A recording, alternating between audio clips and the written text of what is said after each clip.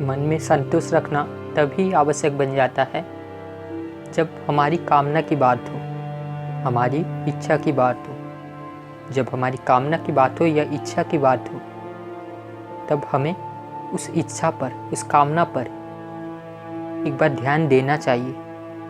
क्या वो वास्तव में हमारे लिए हितकारक है? क्या वो आवश्यकता है या फिर हमारे आकांक्षाएं का और एक सूची है?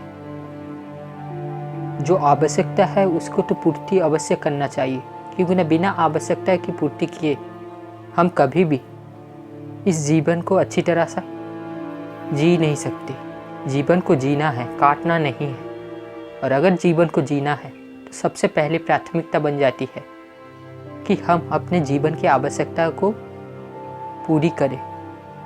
और जीवन की आवश्यकता है 3 मूलभूत चीज़ें। वो है रोटी, कपड़ा और मकान। और अगर चौथा चीज़ भी मिला दे तो वो है शिक्षा, क्योंकि ना बिना शिक्षा के आप एक पशुमय जीवन जीते हो, एक पशु की तरह जीवन जीते हो। और पशु कभी जीवन जी नहीं सकता, वो जीवन काटता रहता है। जो शिक्षा हमारे विवेक को जागृत ना करे, हमारे मन को स्वच्छ ना करे, हमें अपने इंद्रियों को अपने बस में करने की प्रेरणा ना दे, स्वयं को धैर्य पालन करने का शिक्षा ना दे, बल्कि हर समय उत्साहित या हतोत्साहित करता रहता है, कभी भी सम्यक भाव, सम्यक दृष्टि प्रदान नहीं कर पाता, वो शिक्षा कभी भी उचित नहीं होती। शिक्षा का महत्व तभी है जब वो आपको मुक्ति की ओर लेके जाए। मुक्ति यानी बंधन से मुक्त हो जाना। समय को समझना है और समय से परे चले जाना है। समय में ही घिरे नहीं रहना है। मैं सही कह रहा हूँ ना दोस्तों? इस पर विचारिएगा। वास्तव में जो भी चीज़ आप करते हो, जिस और भी आप जाते हो, जिस और भी आप अभी हो, उस पर अपना विचार, अपना मनन, अपना सोच हमेशा कीजिएगा।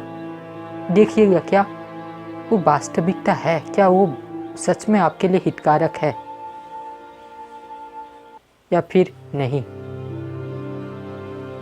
वास्तव में हमें अपने जीवन को गहरा बनाना चाहिए और चेतना को विकसित करना चाहिए, परंतु आजकल के मनुष्य इसके बिल्कुल उल्टा करते हैं। वो जीवन को तो फैला देते हैं परंतु चेतना को विकसित करना भूल जाते हैं, और एक अविकसित चेतना कभी भी एक सही निर्णय ले नहीं सकता। जब तक एक उत्तीर्ण उत्कृष्ट सोच नहीं आएगी, सही विवेक नहीं आएगी, तो क्या आपका जीवन देवमय हो सकता है?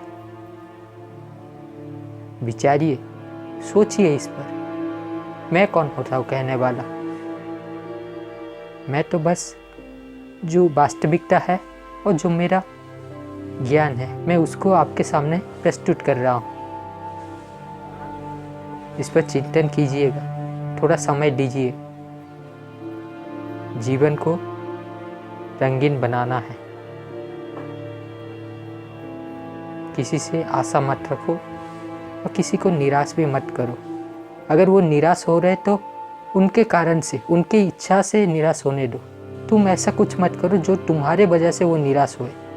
जो जैसा कर्म करता है वैसा ही फल मिलता है। वास्तव में क्या यही सत्य है? नहीं।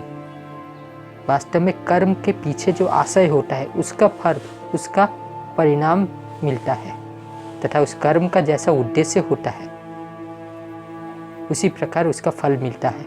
और वो कर्म धर्म या अधर्म कहा जाएगा। एक ही कर्म कभी धर्म बनता है तो कभी अधर्म। अगर लाठी से किसी बुजुर्ग आदमी पर मारा जाए तो वो अधर्म कहलाएगा, परंतु अगर वही लाठी से एक आतंकवादी पर आक्रमण किया जाए तो वो धर्म होता है। तो अंततः मैं यही कहूँगा दोस्तों, अपने जीवन को देखिए और क्या करना है ये मैं आप पर छोड़ता हूँ।